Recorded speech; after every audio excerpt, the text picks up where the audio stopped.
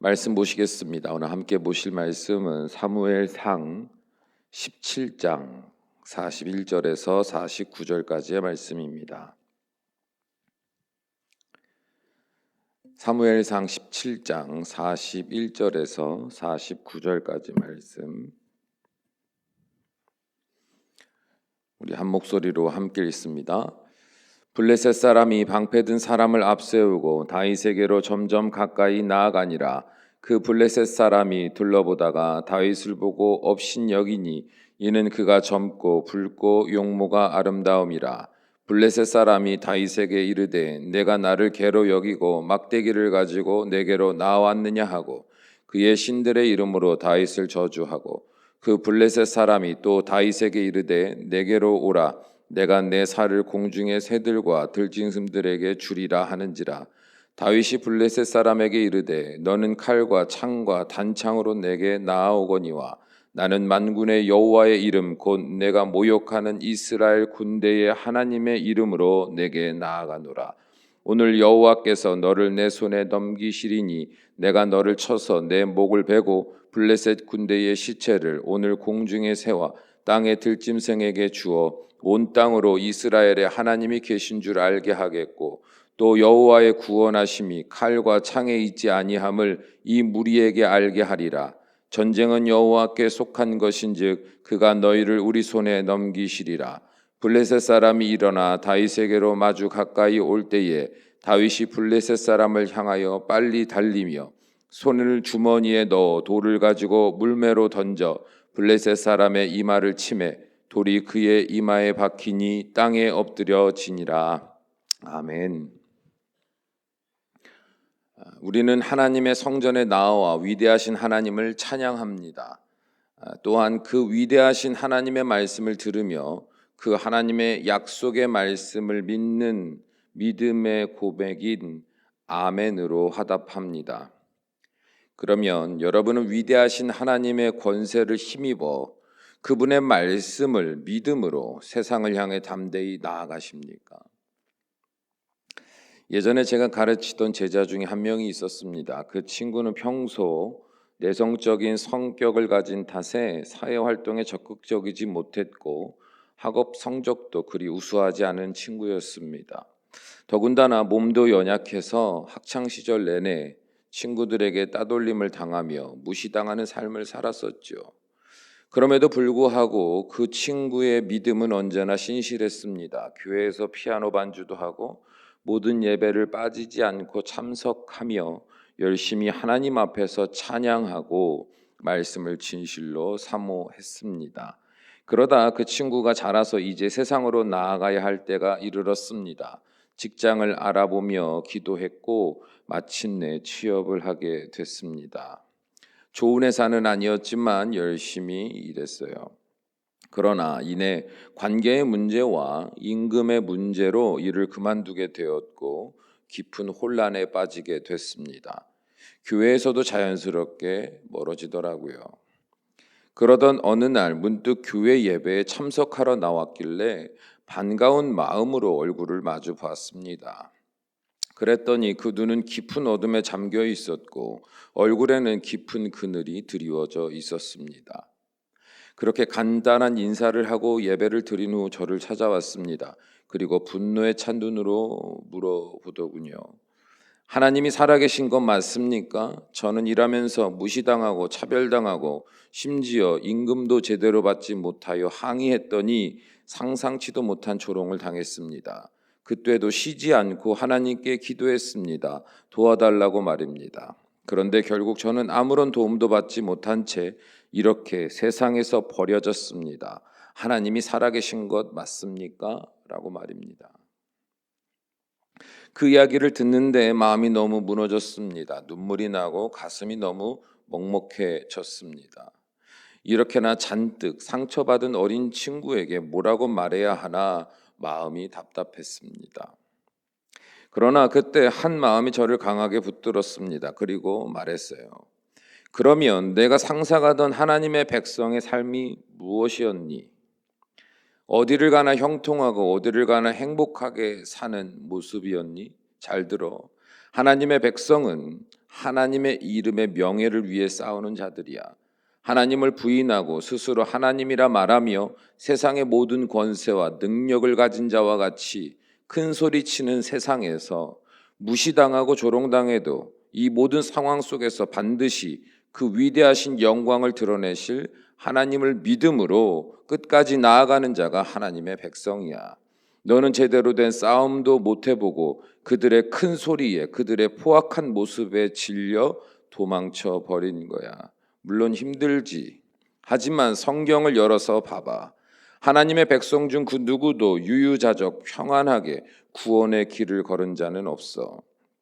다들 두 마음이 아닌 한 마음, 곧 하나님만 굳게 믿는 믿음으로 치열하게 그 삶을 살아냈고, 그 믿음은 마침내 위대하신 하나님의 이름을 나타내는 삶이 됐지.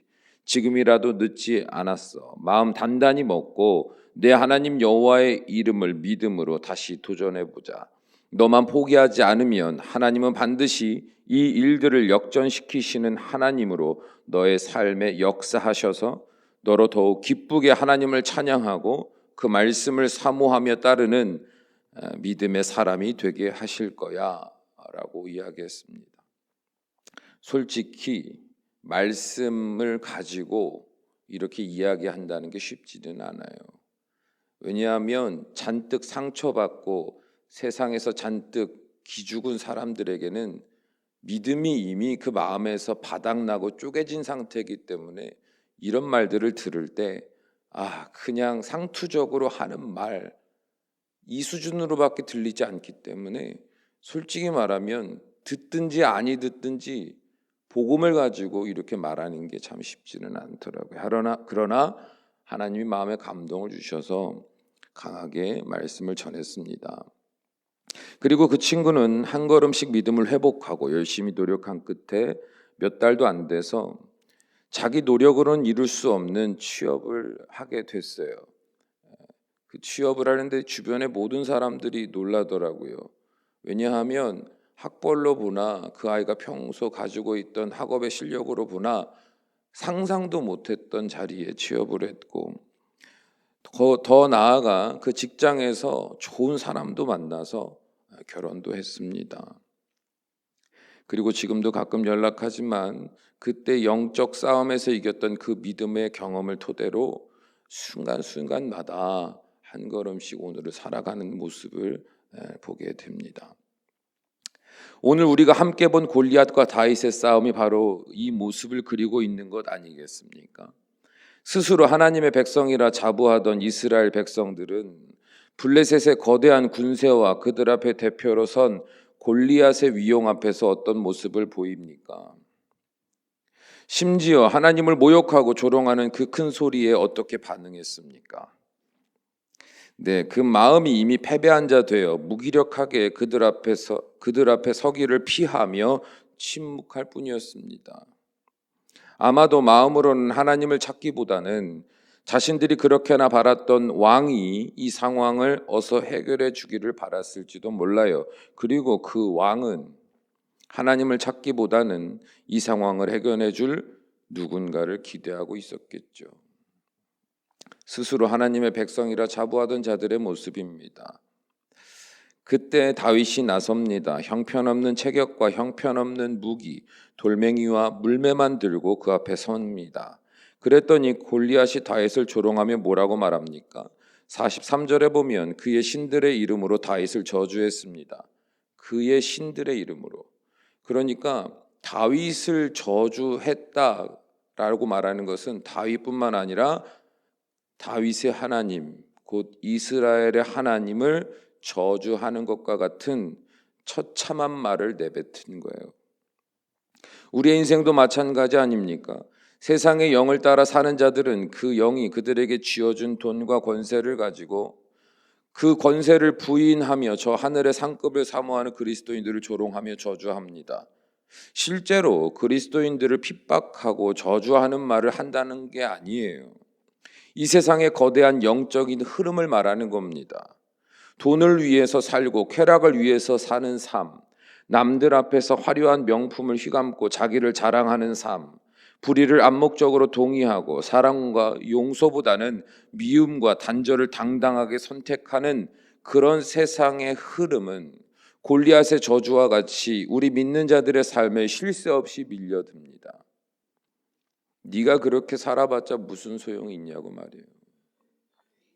그때 위대하신 하나님을 믿는 여러분은 어떻게 하십니까? 그 거대한 압박 앞에서 어쩔 수 없는 자와 같이 침묵하십니까? 눈에 보이지 않게 적당하게 타협하며 어쩔 수 없는 일이니 괜찮다고 자기 스스로를 위로하십니까? 그것도 아니면 내 대신 누군가 내 믿음을 지켜주기를 바라며 꽤 괜찮은 교회와 지도자를 찾고 있지는 않습니까? 그러나 어느 시대든 간에 다윗과 같은 믿음의 사람들은 늘 존재했습니다. 소수의 사람들, 세상이 외치는 소리에 굴복하지 않고 당당하게 내가 가진 초라한 몇 가지를 들고 세상으로 나아가는 사람들, 그들은 언제나 하나님의 명예를 위해 사는 사람들이었습니다. 그리고 놀랍게도 하나님은 그 소수의 사람들의 손에 들린 그 초라한 몇 가지를 통해서 언제나 놀라운 역전의 은혜를 베풀어 주셨습니다. 하나님의 살아계심을 그들의 삶을 통해 당당하게 보여주셨습니다. 기억하십시오. 하나님의 이름은 거대하고 화려한 성전, 곧 교회를 통해 드러나지 않습니다. 대단한 권력과 돈을 가진 자들을 통해 드러나지 않았어요. 하나님은 하나님의 이름에 담긴 그 위대하신 권세와 그 약속대로 이루어 주실 여호와 하나님을 끝까지 믿는 자들을 통해서 이 땅의 구원의 역사와 승리의 역사를 써내려 가셨습니다. 그게 기독교 역사의 가장 큰 흐름입니다. 예수님은 그 놀라운 역전의 서사의 첫 주인공이 되셨고 이후로 그 예수님의 길을 따르는 자들 또한 세상의 횡포를 이겨내고 승리하는 자들이 되어 오늘 우리가 예수님의 이름으로 하나님을 경험하며 승리를 향해 나아갈 수 있는 영적인 토대가 되어 주었습니다. 사랑하는 여러분, 앞으로 우리가 만날 이 세상은 어떤 세상이라고 생각하십니까? 앞으로 우리 자녀들이 만날 세상은 어떤 세상일까요? 혹시나 그 세상 안에서 예전에 누리던 교회의 전성기의 모습이 회복되기를 바라고 있지는 않습니까? 우리가 그 전성기를 누렸을 때의 기억을 가지고 앞으로도 그렇게 풍성하고 행복한 교회의 모습을 상상하고 있지는 않으십니까? 물론 그 본질은 변하지 않을 겁니다. 그러나 한 가지는 변하게 될 것인데 곧 이제는 목숨을 걸고 신앙을 지키지 않으면 지킬 수 없는 시대가 될 겁니다. 이는 하나님이 마지막 때 우리가 어떻게 살아야 할지를 보여주신 말씀 안에 담긴 성도들의 모습이에요. 제가 예언하는 게 아니라 하나님은 그런 세상에서 우리가 살게 될 거다라고 말씀하셨어요.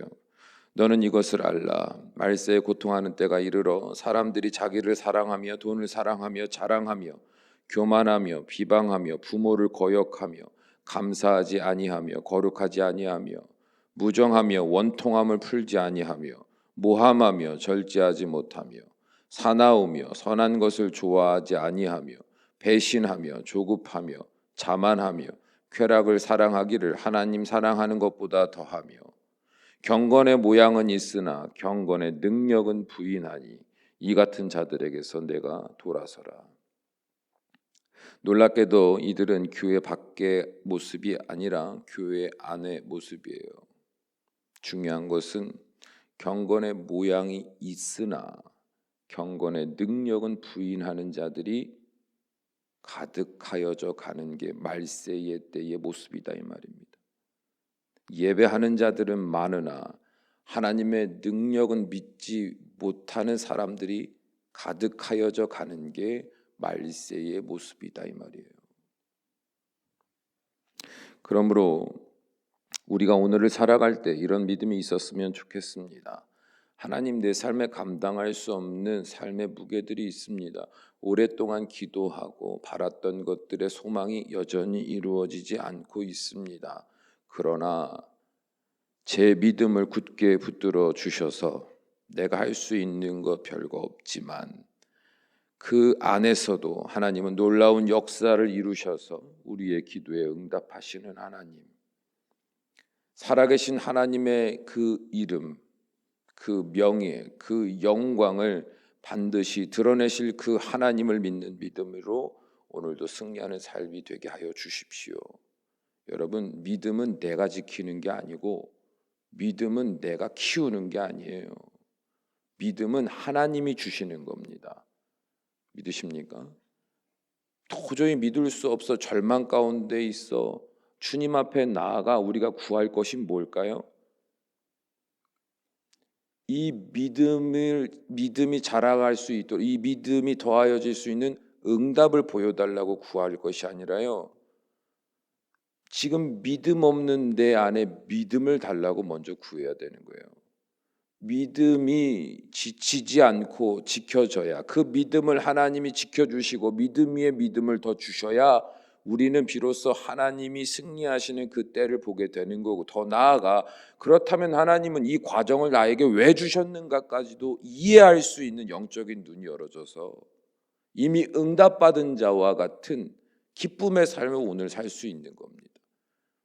다윗의 시편을 보면 우리가 그런 모습을 볼 수 있지 않아요?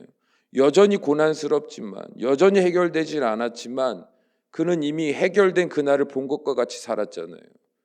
그러니까 오늘은 고난이지만 그 오늘이 더 이상 고난이 아닙니다. 오늘은 하나님이 이미 앞서 행하시고 응답하시고 해결하신 그 날을 향하여 나아가는 오늘이에요. 이 믿음이 지켜지니까 오늘을 살면서도 세상의 상황 속에 생각 마음 뺏겨서 불안해하며 절망하며 깊은 우울감과 좌절감에 빠져서 허무하게 시간을 막 보내는 게 아니라, 하나님의 관계가 막 깨어지고 흔들리는 삶을 사는 게 아니라 그 믿음이 지켜지니까 오늘을 살면서도 그 광야에서, 그 메마른 곳에서도 하나님을 찬양하고 오히려 큰 소리로 모든 백성들에게 선포하지 않습니까? 살아계신 하나님을 찬양하라고요. 그렇게 말할 형편이 아닌데도 그렇게 많은 백성들 앞에 하나님의 이름의 영광을 드러냈습니다. 그것이 바로 오늘날 믿음을 지키며 사는 그리스도인들의 삶의 모습이다, 이 말입니다. 바라기는 오늘 말씀을 붙들고 하나님이 우리에게 주시려고 하는 그 믿음, 다윗이 가졌던 그 담대한 믿음, 그 믿음을 구할 때 하나님께서는 우리에게 응답하셔서 믿음의 복을 더하여 주심으로 우리로 하여금 하나님이 승리하게 하시고 하나님의 놀라운 기적을 드러내셔서 하나님의 영광으로 우리의 기쁨이 되게 하시는 그날을 보게 하시는 날까지 건강하게 인도하시고 역사하여 주실 줄로 믿습니다.